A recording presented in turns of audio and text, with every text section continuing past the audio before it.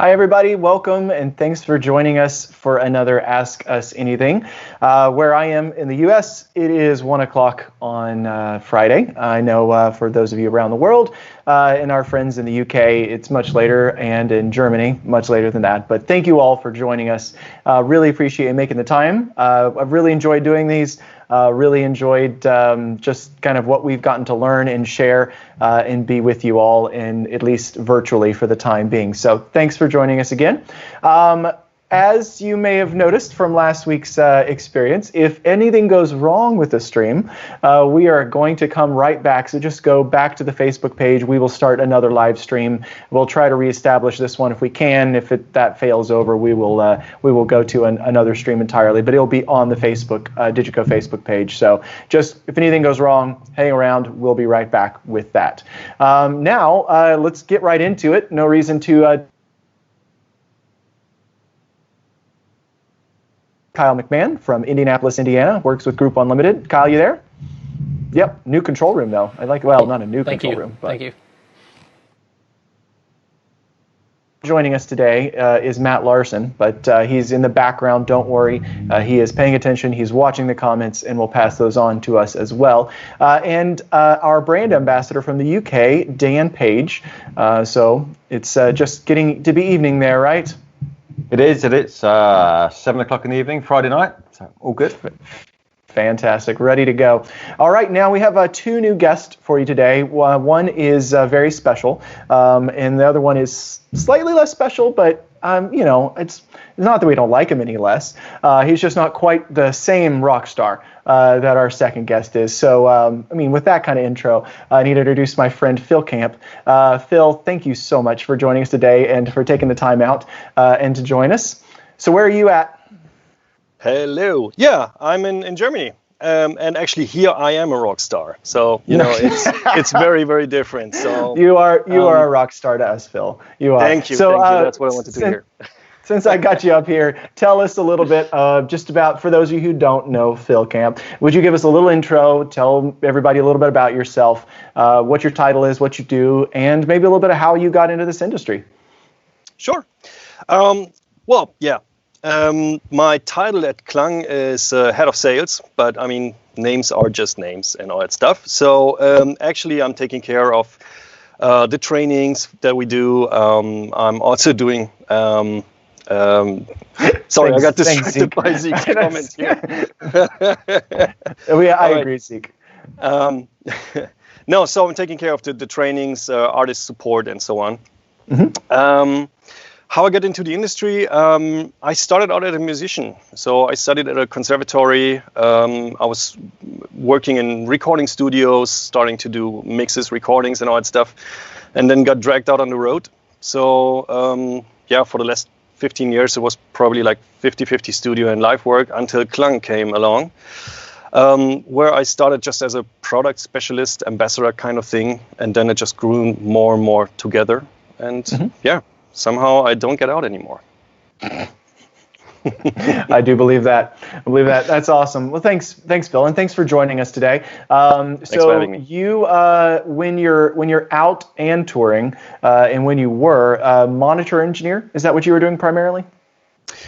Yeah, for the most part, and especially since I was working with Klang, nobody booked me anymore for front of house jobs. So I kind of miss it sometimes a little bit, but. Yeah. No, monitor system main. All the accolades those front of house engineers get. The fan following, everybody wanting to know what plugins they use, all that kind of stuff, right? Not the same excitement there for the monitor engineers, but that's okay.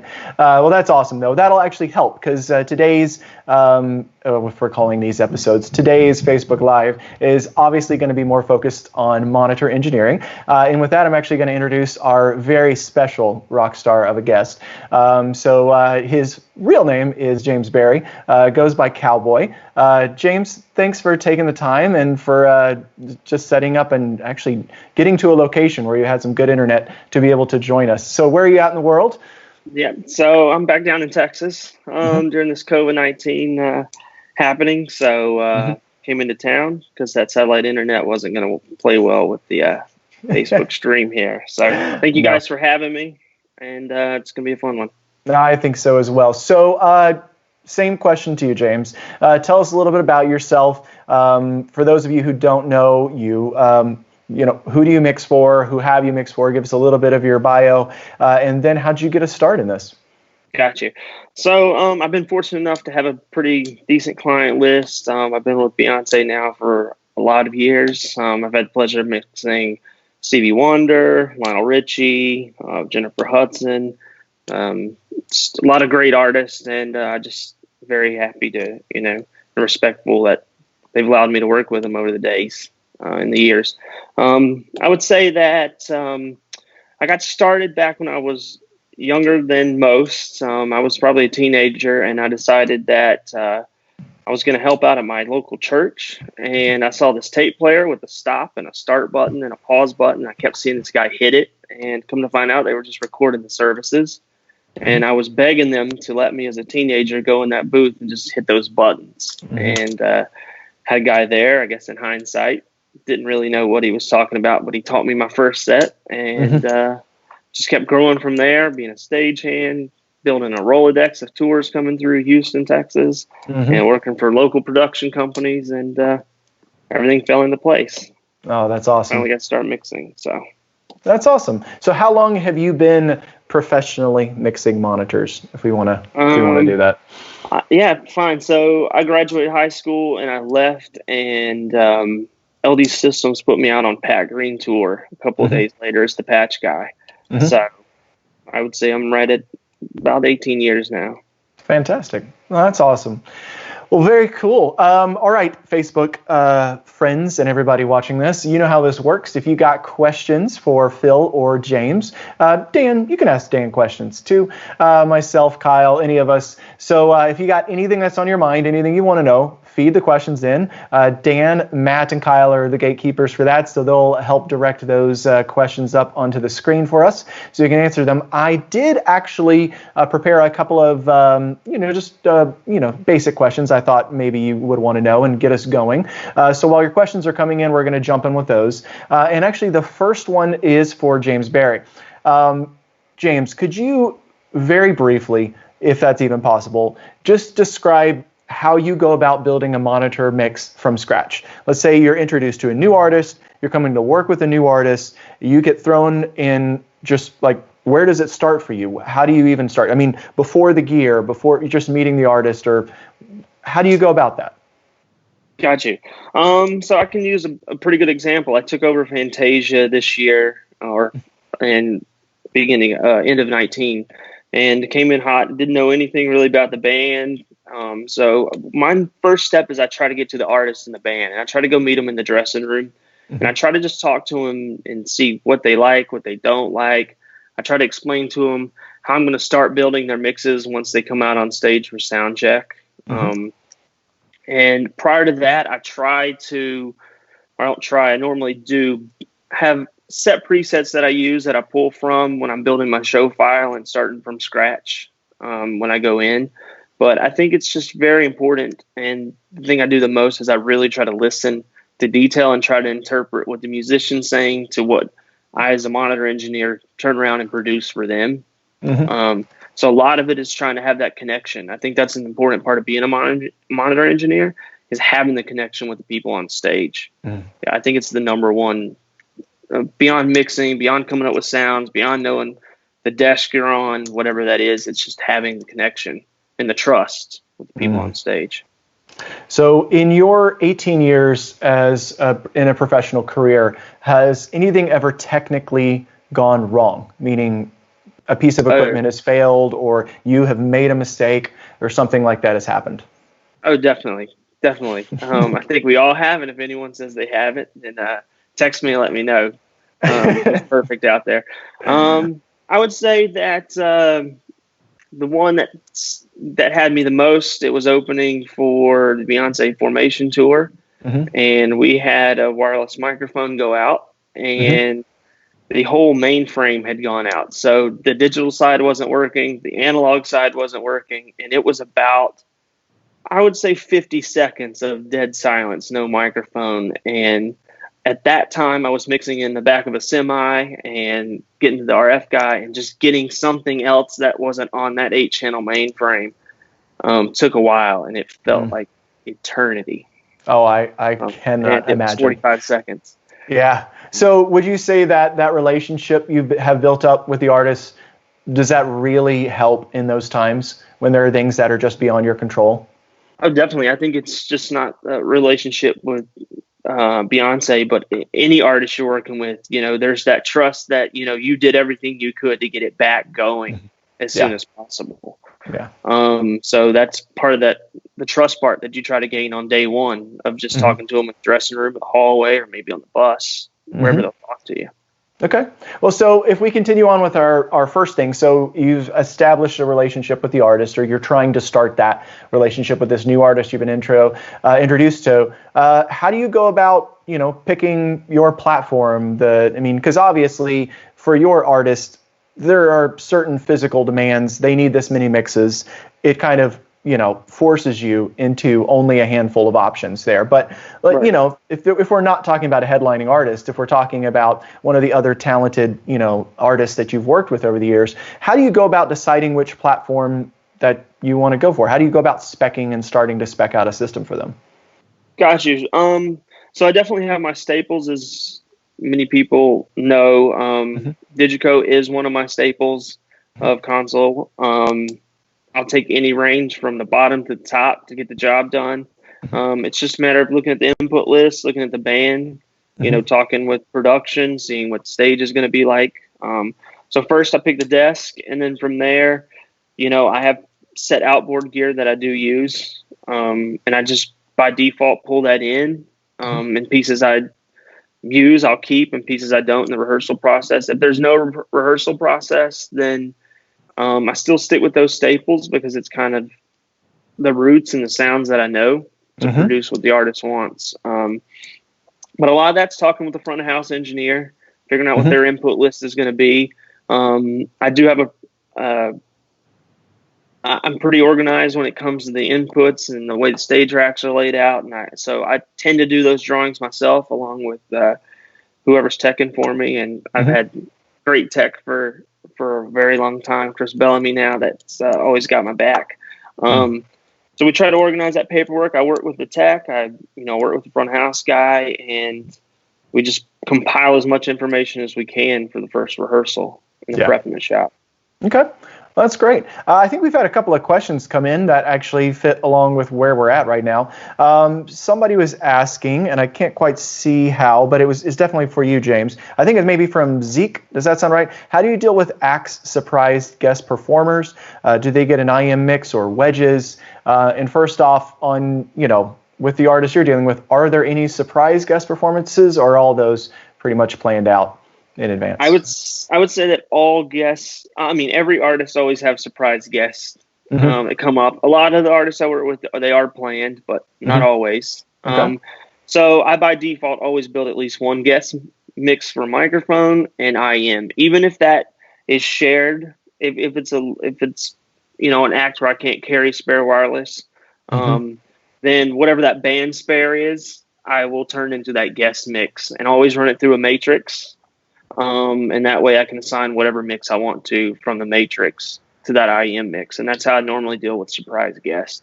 Because sometimes I've had issues where I have two guest mix, and then we'll get in the middle of the show, hey, this person's coming on too. So I'll drop that for a band spare. Cool. And a spare background vocal mic or whatever is padded. But I always plan for guests, and I'm a big advocate on having enough spares to make sure we're always covered. Nice. Very cool.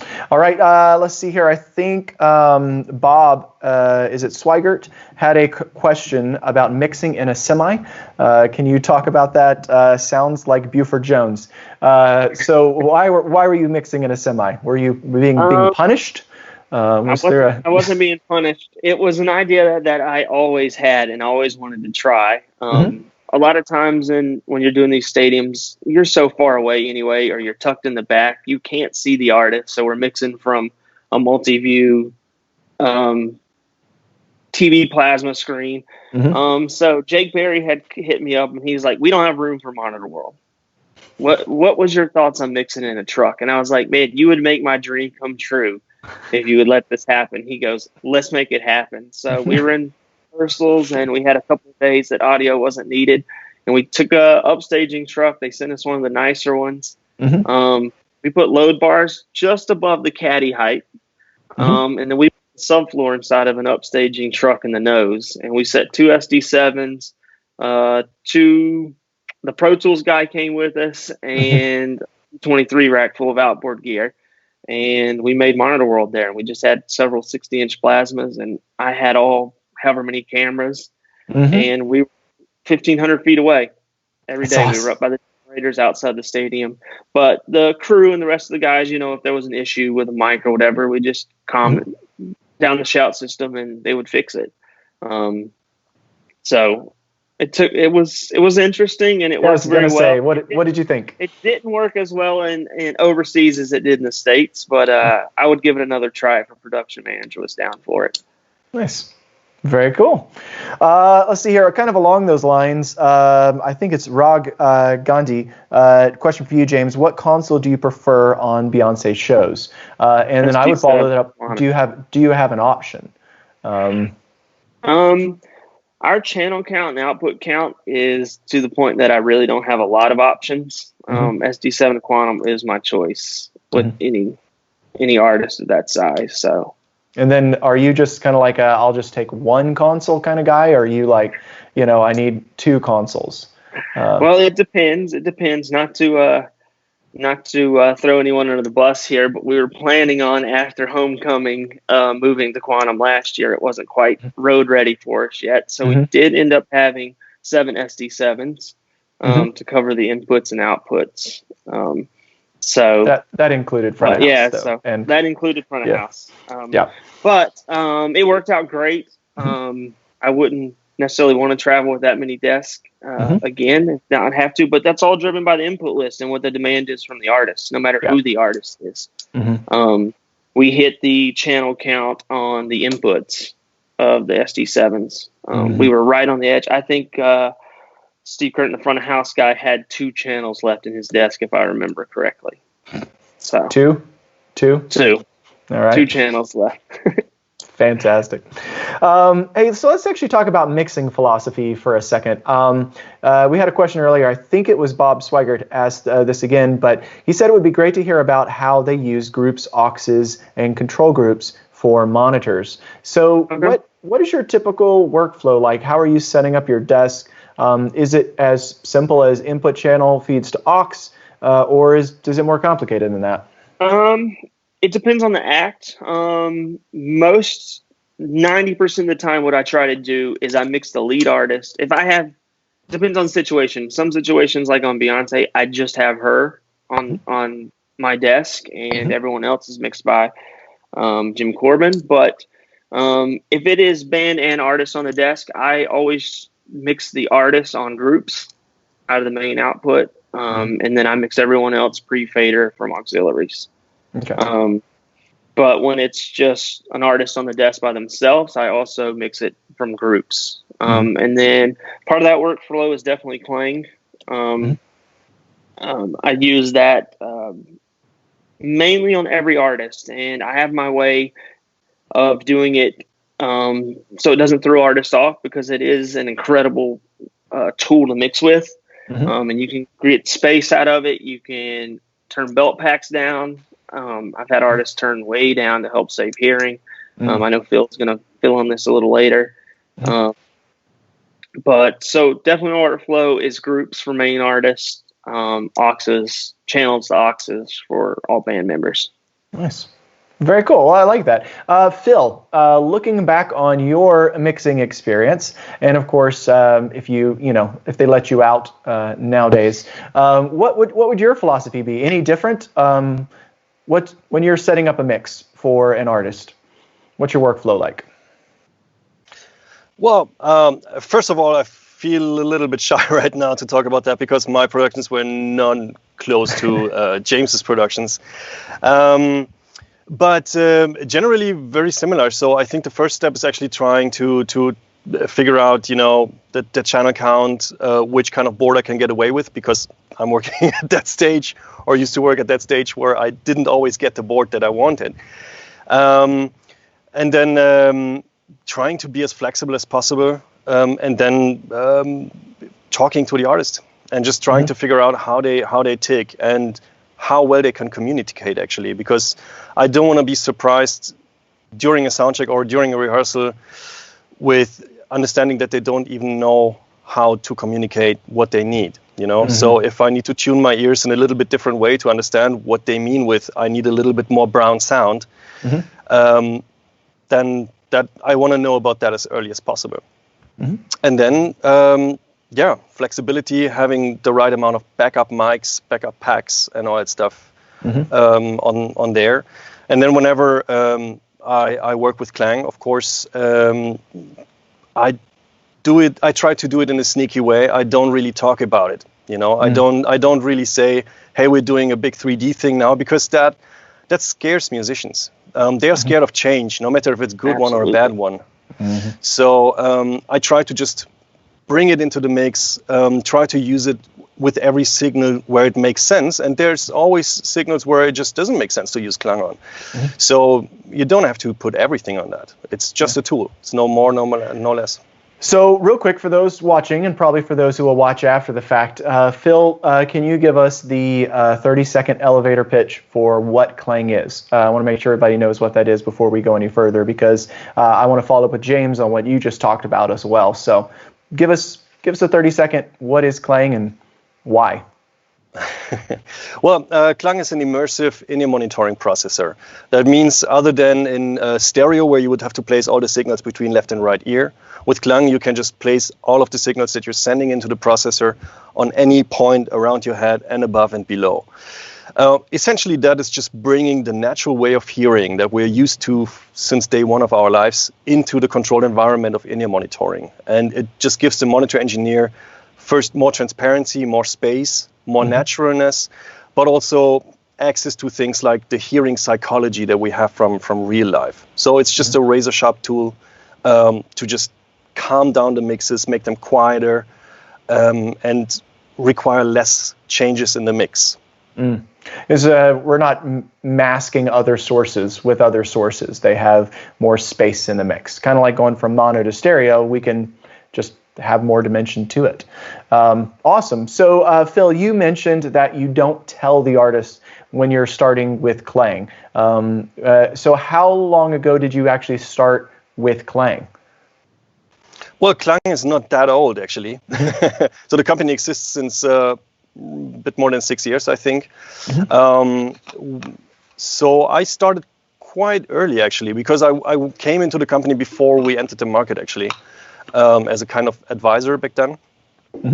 So I took, as soon as I had a unit that they could spare for me, I took it out with the artists and I just tried it out. And at first I did the mistake. That's how I learned it. I told the artists, yeah, hey, we're doing 3D and it's all going to be different. It's all going to be better. And they were like, no. We worked on stable mixes for such a long time. I don't want to change anything right now. So that's where I learned that, actually. But that, right from the start, that Klang existed. So I probably did some of the first Klang mixes that were out there.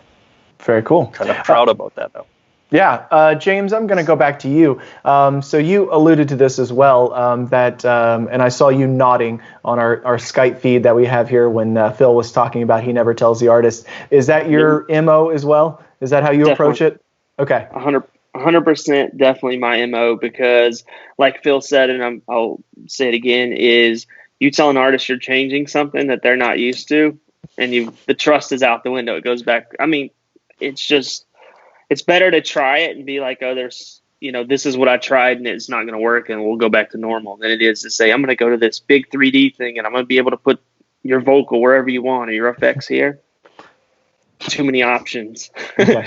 It's not going to work. So I do the same thing. I sneak it in, and my process of doing it is I start with the audience mics. I leave their mix alone, and I take the audience mics and I spread and I get that definition. Then from there, I take their mix minus their vocal, and I put their vocal about sitting right in here, not in their face here. I actually move it up, and Phil can probably explain more on a scientific reason of why that happens. Just by ear, that by default, I have found that it really puts the vocal where it won't get drowned out. Anything you do in the mix, it will not drown the vocal out at all. And then from there, I usually roll that way for a tour. Okay. And then the next tour, when it comes back, I'll send it groups. So that way I can spread the drums and the guitars out a little bit and this and that. And like Phil said, that not all inputs need to go through Kling. Because I think then you space stuff out and then it just gets weird. You know, I think there's certain key things you can space out and it creates that nice hole, you know, for a vocalist to go through. But too much spacing, I found you will get yourself in a bad spot. So that's a good point. That actually is the same thing. Not only with deciding if in 3D or in stereo you want to put a signal, but also for stereo signals. A kind of a rookie mistake. I'm not sure if there are mistakes in audio, but one thing that people tend to do when they first time use Klang is take stereo sources like keyboards or playbacks or something and make them super wide, because we're used to that from stereo, that we need to use as much space as we can get. But with Klang, I would. When we started. You did that too? Pretty much. Yeah, I did that same thing. I took the keyboards, I went out here, and then the keyboards were lost. Yeah. You know, it was like they were spacious. I did the same thing when I first tried it. Exactly. So exactly for stereo sources, it really makes sense to just treat them like, I always see them like a studio monitors. You know, so I try to have them like in a 60-degree angle as a starting point. If you look at the positioning, it doesn't really look very stereo, but it sounds very stereo. And sometimes I even put them closer together.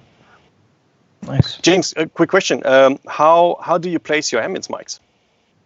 I place them super wide, and I even will place them behind the head, the far out ones. So my normal setup is I call it stage left, stage left, middle, stage right, right.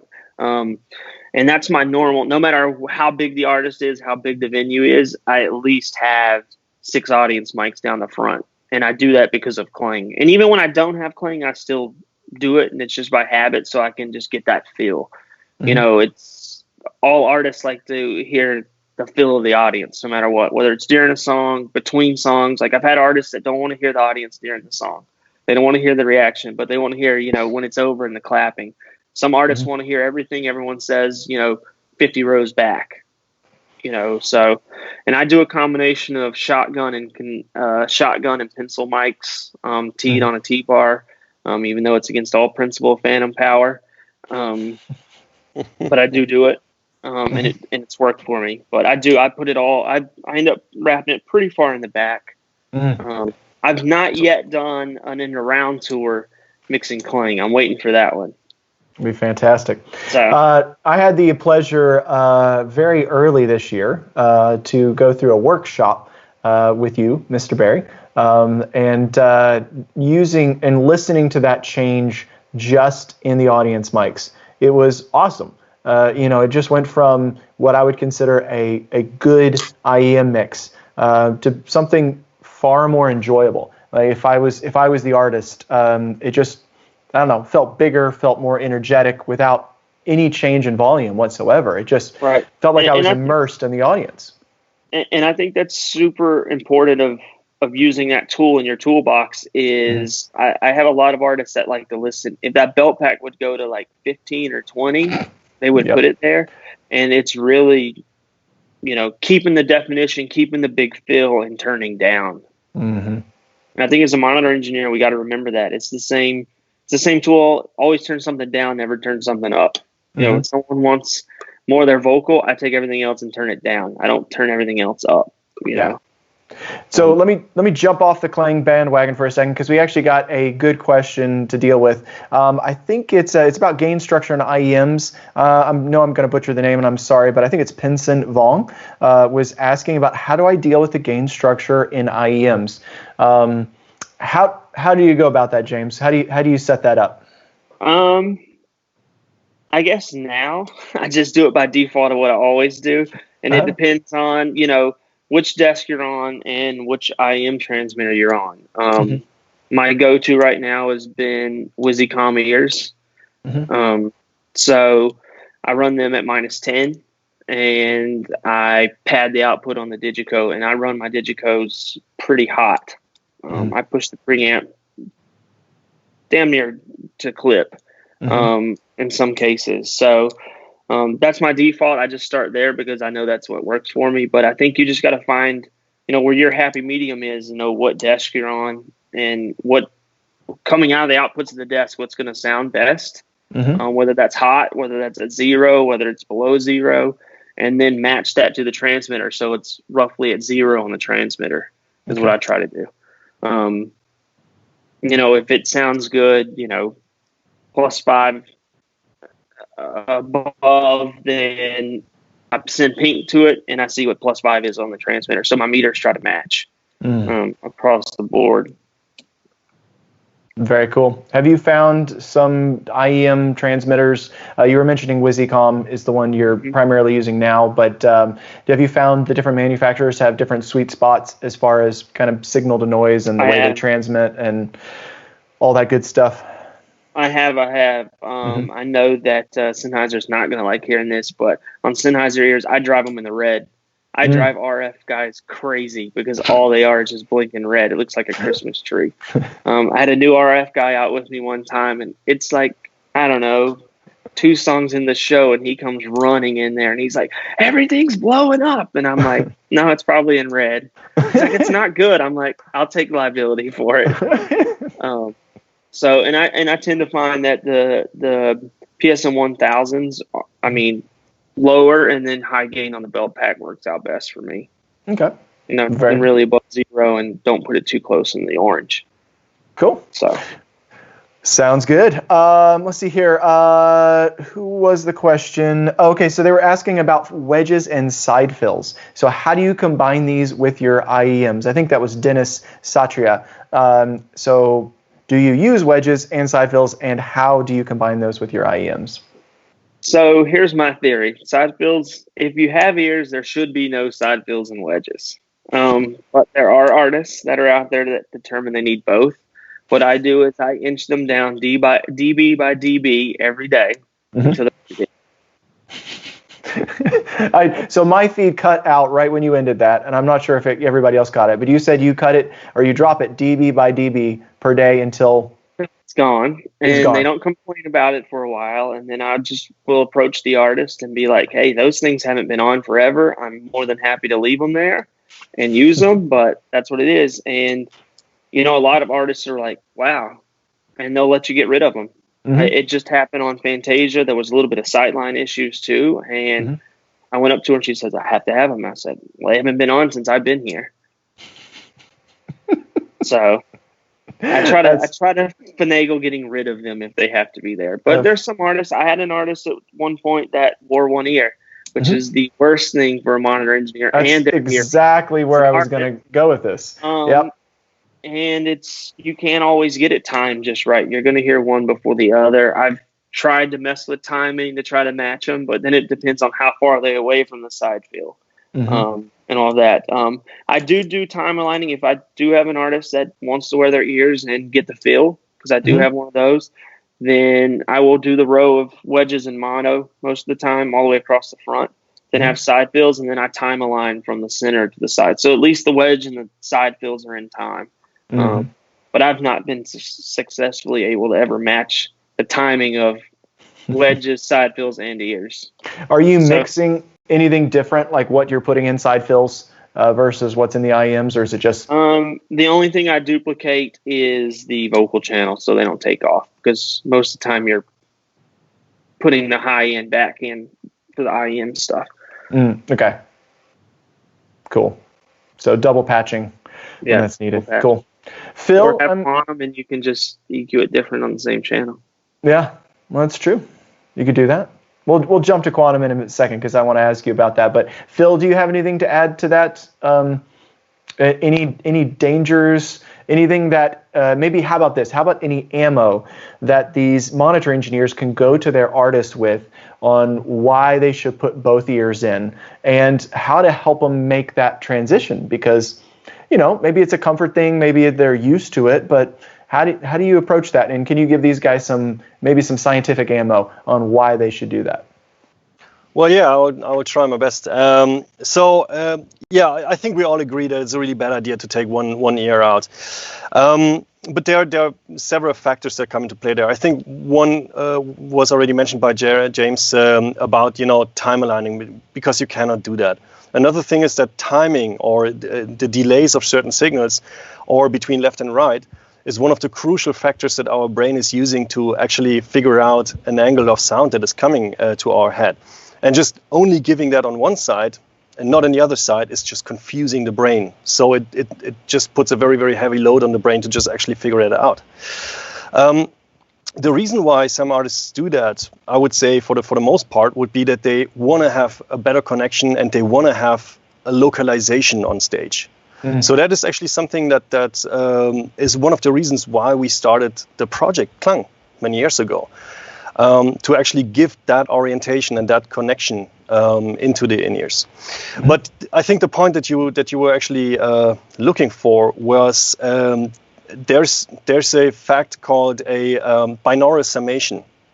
I actually have a slide in here. Oh. German and well prepared as I am. No, so the thing is that that's an experiment that you can easily do, and that every monitor engineer can do that with their artists whenever they can grab them for a few minutes. So do this experiment. Just make them put both ears in, and just play some music into the ears, and let them just turn it up until they find a comfortable volume. Now mark that volume and turn it back down, and make them take one out, and without looking, trying to find the same volume again that they were listening to before with both ears. And they will turn up pretty much exactly at 10 dB more. So binaural summation just basically says with one ear in, you need 10 decibels more to achieve the same perceived volume. Mm-hmm. So whatever those artists are doing with one ear out, they're basically just blasting the other ear with a dangerously high volume. And that cures a lot of people, actually. Yeah, I'm just going to pretend to be a little ignorant here. Is 10 dB a lot? I'm sorry. It is. It is. Oh, okay. Especially if you're going up 10 dB in one ear. It's a multiple, actually, yeah. Okay. So fantastic. Well, I think that actually really helps, right? I mean, being able to go in with some science, being able to go in with an experiment with their artists, and then you'll probably get to, my guess would be, you'll get to the conversation that Phil started with, is after they say, well, okay, yeah, it has to be louder, yes to this ear, but then you're going to get to that talking point of, what are they looking for? Why do they have that one ear out? And I think that's why you'll get to the localization aspect, or the connection to the audience, or something like that they're not getting from their mix. They've never tried to get from their mix because they could just get it by yanking out one ear when they need it. So very cool. The one thing the artists say when it comes to that point, to touch on that, is most of the time I don't feel like I'm part of the audience. I feel like I'm under the water or that, and that's where audience mics come into play. Mm-hmm.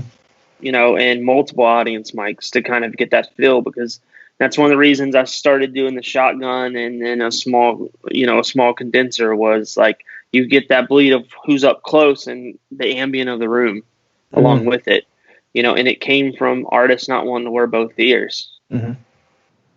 Hey, have you ever lost any audience mics? I've had audience members pull them off and take them with them. Yeah. Good. You got. I want to say on the last tour, big stadium tour, I had 32 audience mics in total, and that had to do with the stage layout. So, thank you to the crew who set those up every day. Well, I actually have a little bit of a funny one there. So I didn't use 32 mics or something like that, but I had two, like in a wide AB side of the stage, and there were quite a few security guys, and they were standing on the sides of the stage, basically on a little bit lower part of that. And one of them was just looking at the audience mic that I had on that side, and he just felt that it's in the way of his viewing line, so he just took it and went on stage. It was a theater, and put it behind the curtain and just walked out back in front and was just standing there. So I didn't lose one, but that was an interesting one of just not being able to work with it. Mm-hmm. For sure. All right. Now I've been putting these microphone questions off because this is not sponsored by Shure or Sennheiser, but it's definitely worth having a conversation on. We have a couple of people that have been asking microphone questions, and let's see here. Gordon Mack asked, "What's your favorite mic for singers who sing with the mic far away?" James, you want to take that one? Yep, sorry, I was muted. That'd definitely be an SM58. And hello, Gordon. I just did Lionel Richie with Gordon Mack, so definitely an SM58 for that one. All right, cool. Let's see here. Was there any? Am I missing some, guys? There was another one about choice of audience mics actually as well. Oh, so you said shotgun and pencil. You said shotgun condenser. Can you be more specific? No, we're looking for really endorsements. We're looking for endorsements. Yeah, exactly. I do tend to lean towards the Sennheiser ones, but I'm not picky. You know, a lot of times it's outdoor shows I'm doing, so I choose not to use expensive ones because they're going to get rained on. I'm not going to pull an audience mic when it's raining, so the artist is going to end up, eating the cost, or hopefully the cheaper ones. They'll dry out after a few days and they work again. So I'm not picky about brand, just as long as one's a shotgun and one's a short condenser. Okay. And they match. As long as they match, too. Okay. The other question, I think it was Dennis Satria had, was he asked about the ambience mics, but then how do you place them and mixing it into the IMs? So can you walk us through that process a little bit? Maybe if we were just doing a basic shed show or even a theater and then up to something like what you were doing with Beyoncé? Yeah, what was the first part of that? They asked. Oh, sorry. They were asking what your favorite ambience mic was, which I think you answered already. Yeah. But then it was how do you place them, and then how do you go about mixing that into the IEM? Got you. So as I mentioned earlier, I do a far stage left, far stage right, and then I come in, depending on the length of the stage, 10, 15 feet, and then I do a center pair together, a stereo. So they're mono all the way into the middle stereo. The middle stereo, I don't do any panning, and the other ones, I pan to their perspective. So I'll take the stage left one, I'll go hard pan left, and then the next one in, I go at 9 o'clock. I leave the two in the center at stereo, and the other side go right. Now, when I have the tool in the toolbox of Klang, I play with that spacing to see where it sounds the best to fit around their vocal. So that changes a little bit, and the depth of where I put those in Klang, top to bottom. Sometimes, if it's an arena tour, I'll go ahead and curve the audience away from that where I put the vocal up high, but I'll put audience up high. I'll put them way low, and I'll leave the middle space open. So no Klang, just hard pans, 9 o'clock center. Okay, cool. All right. And I also do some muting of them too. So if it's a wider stage, like some of these amphitheaters have wide stage, and I'll mute the other one so it's not adding a bunch of other ambient from the other side of the stage. So if the artist is primarily doing a song on stage left, I'll mute the ones on the stage right. So I just kind of do some following too. Okay. Very cool. Let's see here. Where should we go with this one? There's a good question actually about Klang again. Is it something you reserve for just the main artist, or is it something you put on all the band? Who gets it? How do you decide? Gotcha. I have not ventured off personally into trying to do it with any band members. I've only done it with lead artists at this point. I know it's fully capable, and I know there's guys out there doing it. I just haven't personally jumped off to offering that option to multiple people at one time. Okay, cool. Phil, do you use it on everything, including the LDs mix? Yes. Fantastic. Phil would say no, I would be fired. No, but actually... but actually on as many as possible, especially if I have a lot of mixes going on, because typically you don't have to do as many changes with the Klang mix because it's more transparent and they're not masking each other. So basically it just calms down my job and I can just focus more on the main artist. Nice. All right, so it's kind of a way to offload some of your work just because that mix is more stable. That makes sense. So somebody had a question, I think, about latency as well. I'm not sure who actually asked that question, but they were asking about latency with Clang. We're obviously inserting a process onto certain channels and stuff like that. Phil, do you want to start us off with how you should approach that and what you're thinking about, and then James will come back to you? Mm-hmm. Sure, yeah. So latency is something that you have to consider, of course, especially in a modern digital production where you have a whole bunch of digital elements in there. So you need to watch your chain there. However, one thing you should keep in mind with Clang is that the perception of the audio is in a different way because it's a more natural perception. In stereo, it is every little bit of delay that would be on the ears in form of a latency would be misinterpreted by your brain as a angle information between left and right. So the brain tries and tries and tries to make sense of that, and it doesn't work, and that feels very uncomfortable. And that's why very low latencies of like sometimes 4 or 5 milliseconds can be an issue on in-ears. But if you think about a wedge situation, if you just factor in, the speed of sound between the wedge and the ear, actually, you quickly figure out that a typical wedge has a delay of between 8 and 12 milliseconds. And we never have a problem with that. And with Clang, it's very similar to that because in the audio embedded, we get not the distance, but the angle information, which is correctly processed by the brain. And even if there's a little bit more latency than the brain would visually presume to be there, that really doesn't really bother the brain. And that's why it's just calmer, and you have a little bit more headroom before you run into issues with latency. Mm-hmm. That cool. was like the short version of a usually half Phil, an hour talk. Yeah, I was about to say, Phil, do you have some awesome webinars and Facebook Lives that you've done explaining some of this? Mm-hmm. Yes, fantastic. Where should they find those? On the Clang website or the Clang Facebook page. All right. There you will find all of those. Fantastic. Yeah, I've gotten the chance to watch a lot of those, and they are fantastic. Really go in depth, and thank you for putting those together, Phil. Thank you. Mr. Barry, what about you? Have you given much thought to latency and how you approach it, or what's your workflow like? Yeah, I have.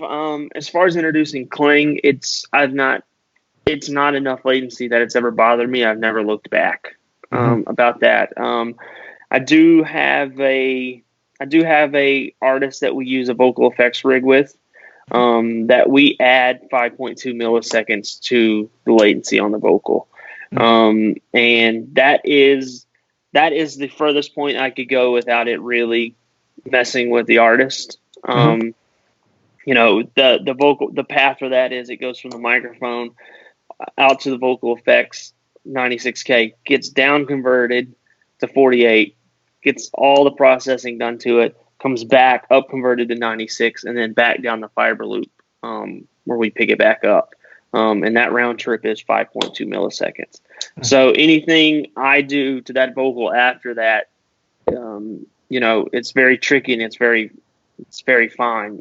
So a lot of times there's nothing I can do with it after that because if it goes to 6 milliseconds, it throws them off, the artist.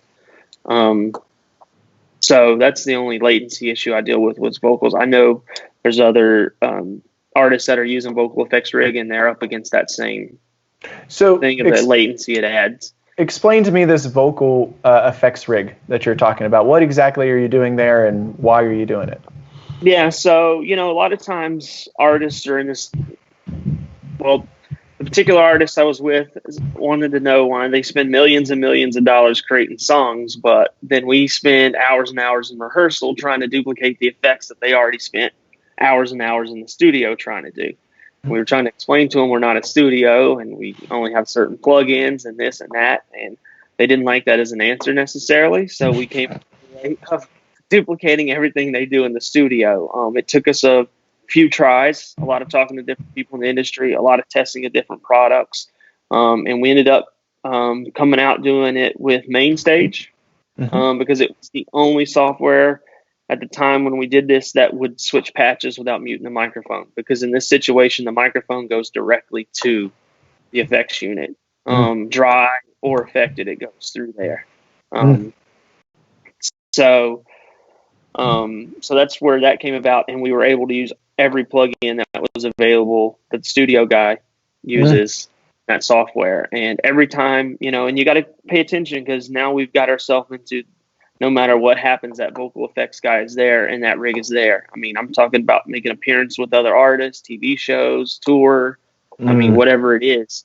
So now when the studio guy adds plugins to his rig, we have to add them to our rigs. And we have a main and a duplicate, and a traveling, a smaller one that we can go to do TV shows with. So, and when we found out that you can't do it at 96K when you start stacking plugins either. So, and some of these effects that these studio guys come out with are incredible, that you couldn't duplicate live. And we've found a way to do that. And, there was one effect, I don't remember the song, but it was actually a reverb that went through a unit that reversed the phase of everything and then came back the other direction. And that's what actually made the sound. And it took us a while to figure out how to do that with front of house guy and the PA. Luckily for me, it's not going to feed back on me with distortions and all that. But what I do have to do in the ears is I have to take it dry from the effects unit, because we're talking about latency and in time. It's because everything passes through there. I take a dry and I take a stereo effect. So whatever he's doing for reverb and delays, that's all that's happening in the machine. I get in stereo, so I can move that in the ears, because what front of house needs and what I need are two different things. Yeah, for sure. Very cool. Well, that's rather interesting.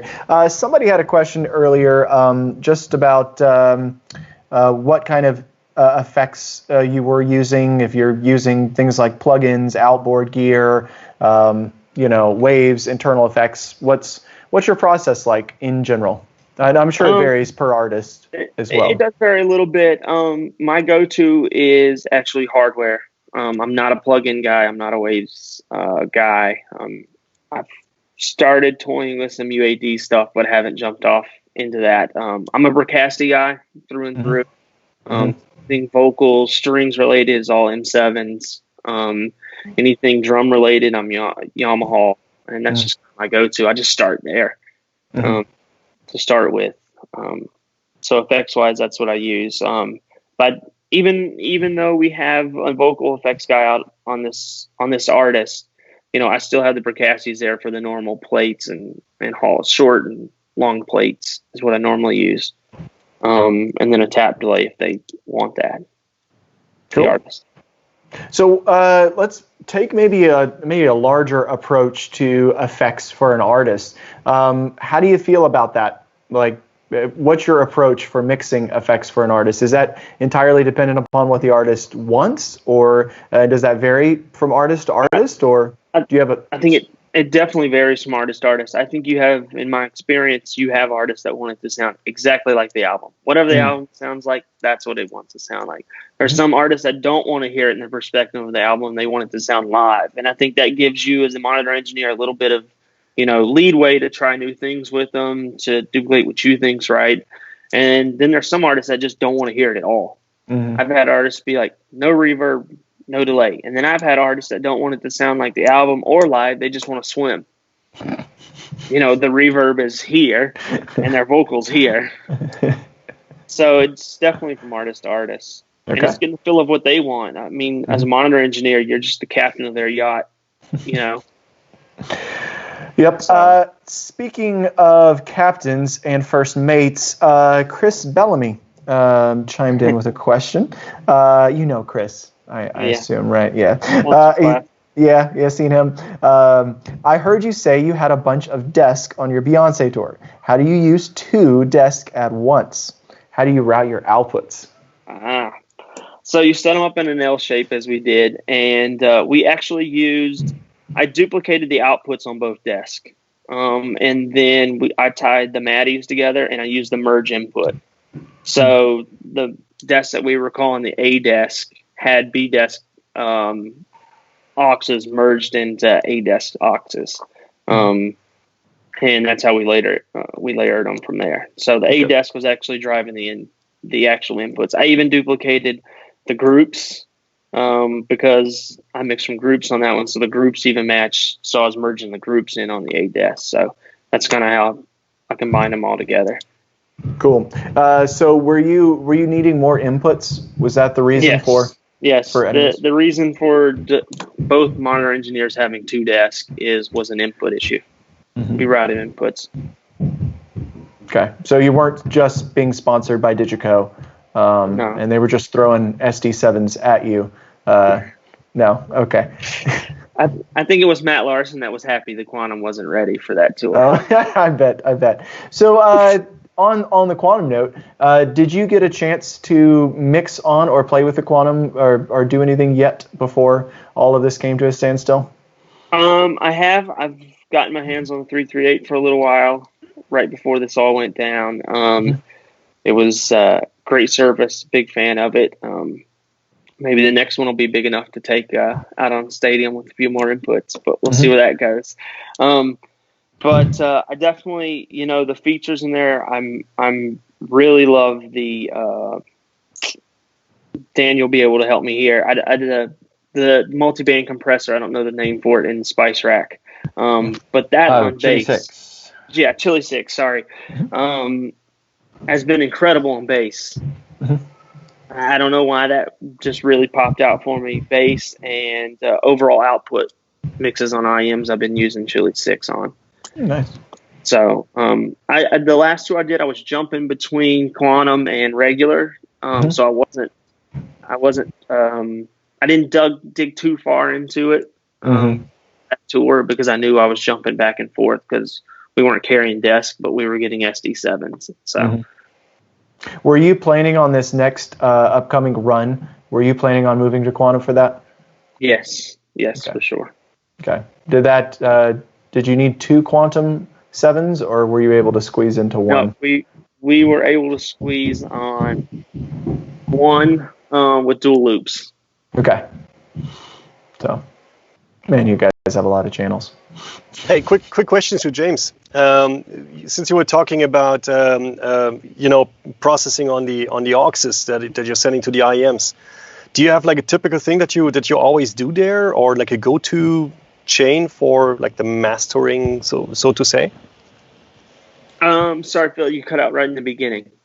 Oh, okay. Question was about the bus processing. That you do on the auxes that are sent to your artist. Do you have any go-to things that you do there, or things that you don't like, or wideners, or and which kind of impact does it have, especially on a Klang mix for you? Yeah. So when the last big run I was out doing Klang and fully sending everything to Klang, I was sending the groups. I was sending the groups out of an output into Klang because I mixed from the groups. I wasn't actually sending the auxes out to Klang. So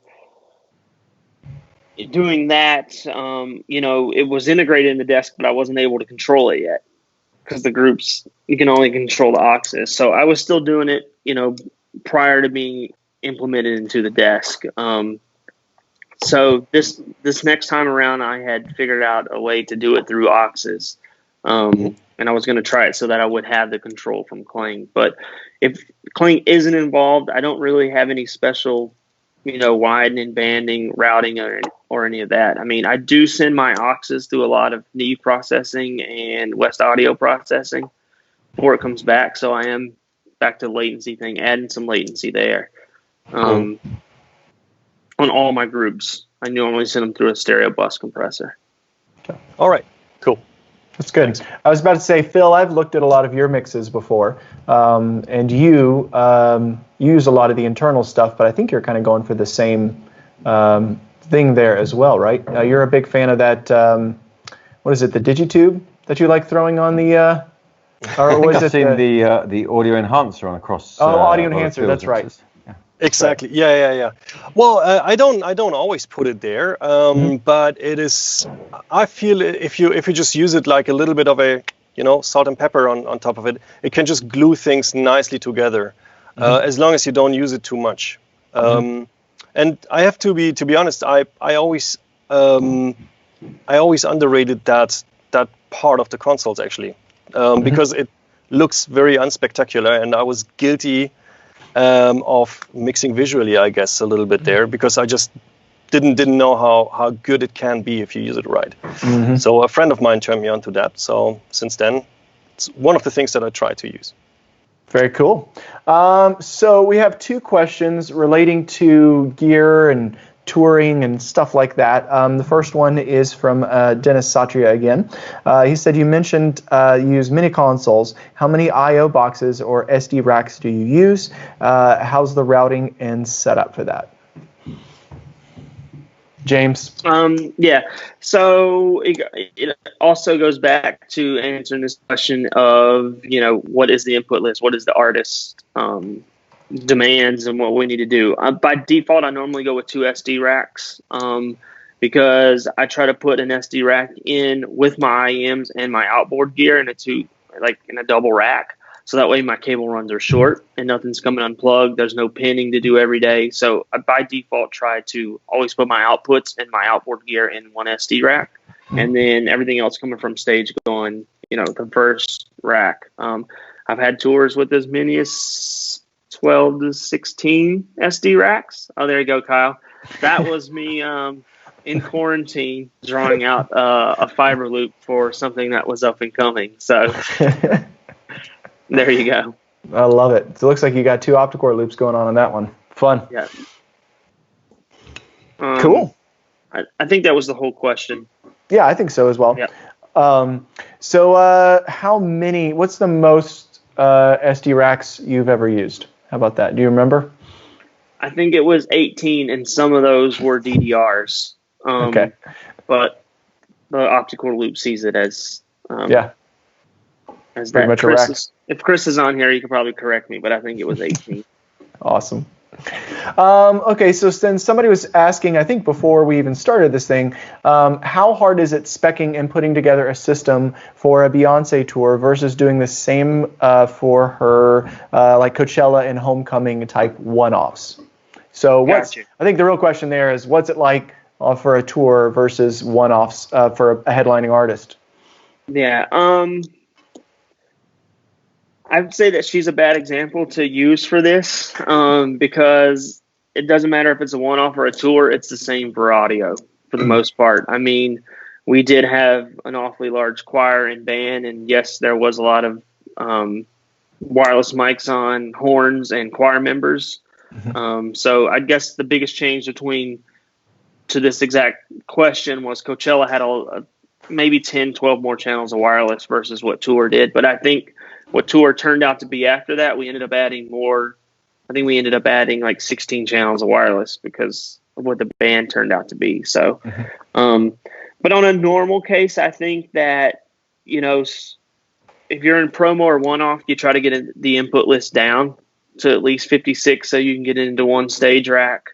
You try to make the input list minimum as possible, and it's just you talking with the front of house guy and talking with the MD to see what's real and what inputs can be shared. I know that right before COVID-19 came, I was starting Carrie Underwood, and we were in a promo input list that we were trying to get down to 56, and I think they were well above 56 on the tour. So that would be a good example of that. Maybe a couple guitars share the same inputs, So it's always better for the artist, especially, if it's not an artist that can take on the brunt of traveling a full input list for promo. Sure. To figure that out. So. Yeah, that makes a lot of sense.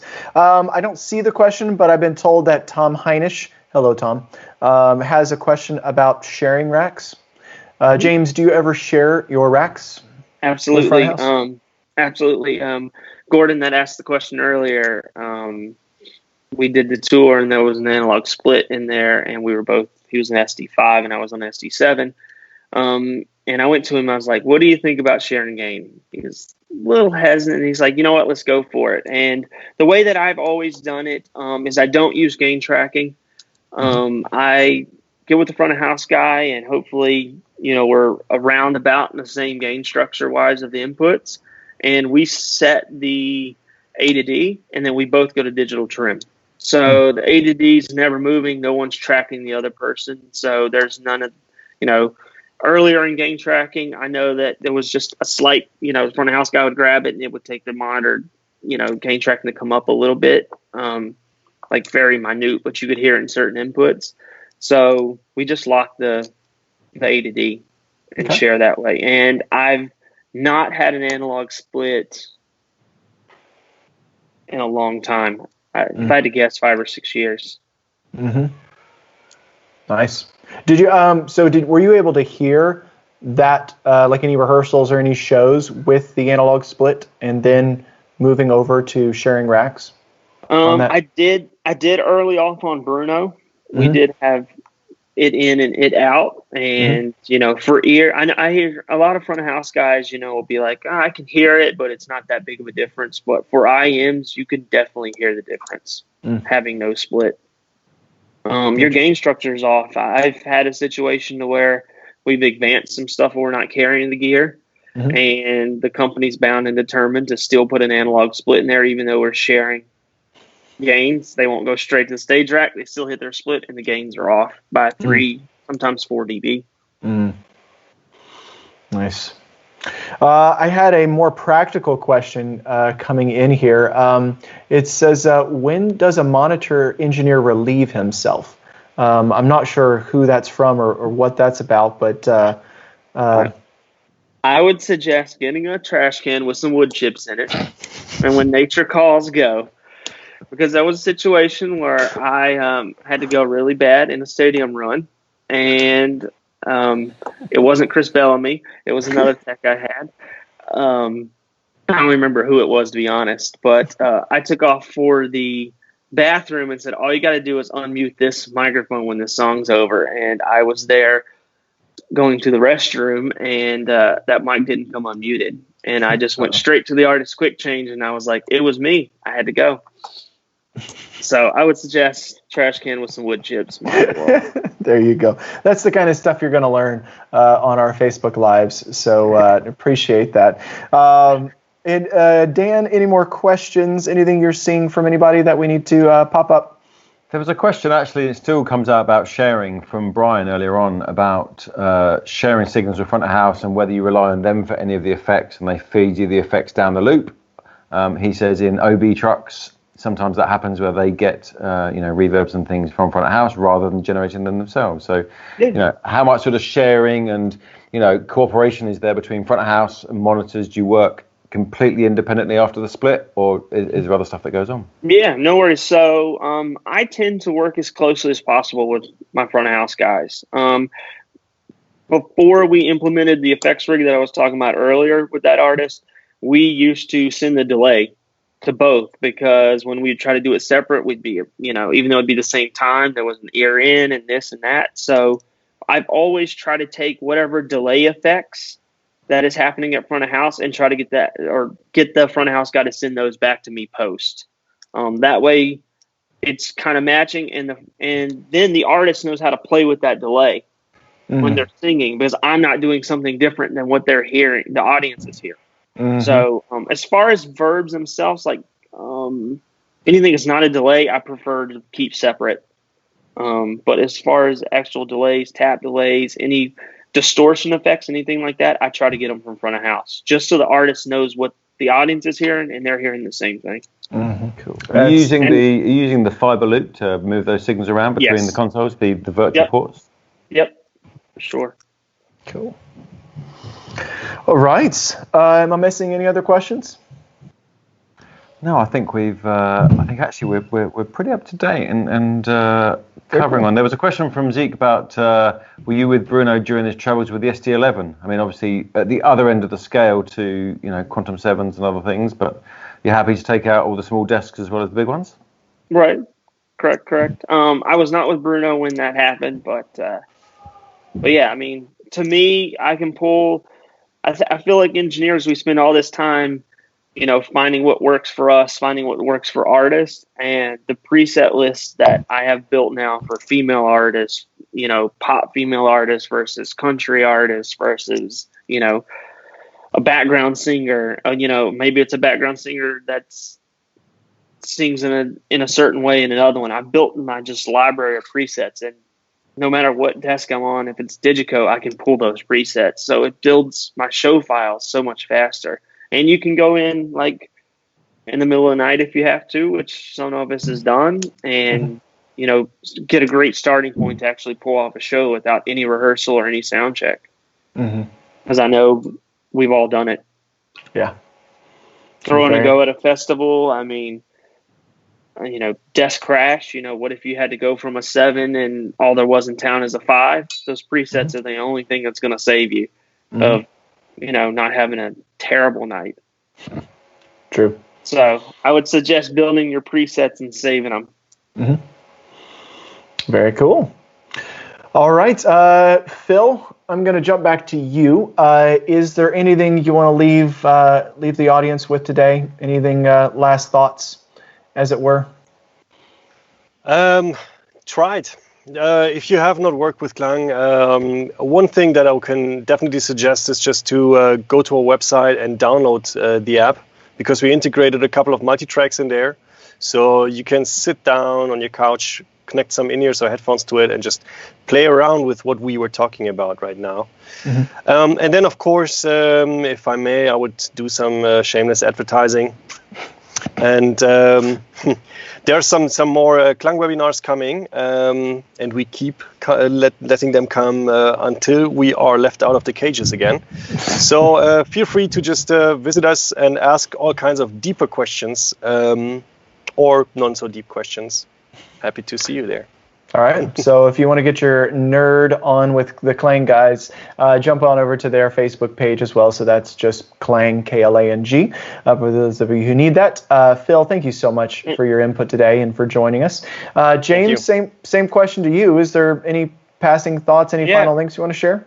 I would just like to add to what Phil said. I think, a lot of times we learn some of our best techniques from mistakes. So never be shy to try something new. Even big artists, small artists, once you have that relationship and that, with them, and you can talk to them and try new things, don't be afraid to try new things. Because like I said, I've learned some of my best techniques, I think, from mistakes. Awesome. Cool. And I'm sorry, I didn't mean to cut you off there. If you had something else. I was just saying, never, I think a lot of us are out here and we're all locked in our cages, as Phil was saying. And I think we can all learn from each other during this time. I think it's great that you guys are doing this and other companies are doing the same thing. And I think we should all use this time to really soak in all this information. And I know we're all going to go out and try new things that we've soaked in during this time. So I'd just personally like to say thank you to you guys for putting this on and having me here. Yes, I know other people are trying to do this, but are they doing it as good as Kyle is doing this? That's what I want to know. No. If anyone needs any video tips, take Kyle up. He will love that. I know he will. Dan, I'm going to give you the same question. Any parting thoughts, anything we need to know about coming up? Indeed. So with our Locked Up with DiGiCo, tomorrow night we have Ramon Morales, monitor engineer, who's going to talk virtual sound check, I believe. So he's got some tips and tricks, the kit he uses, how he builds his mixers. I've seen the video, it's great. So that's tomorrow night on Facebook here on this platform. And then next week, I think next week's still a little bit up in the air in discussion, but I know there'll be some new content coming. So keep watching YouTube and Facebook. Everything we do here on Facebook does get posted to YouTube, so go over there, subscribe to the channel. All right. Ramon's one of the best, so don't miss that one, everybody. Yeah, definitely a talented guy, for sure. Well, hey, thank you again to Phil, Dan, and James, and especially Kyle there for running everything today. Thank you to Facebook for not introducing any new emojis. Just appreciate everybody for hanging with us, for feeding us the questions. It's great to see everyone. Reach out with the comments, with the questions you have, and we'll be back again next Friday with some more special guests. Thanks. Cool. Thank you, everybody. Thanks, everyone.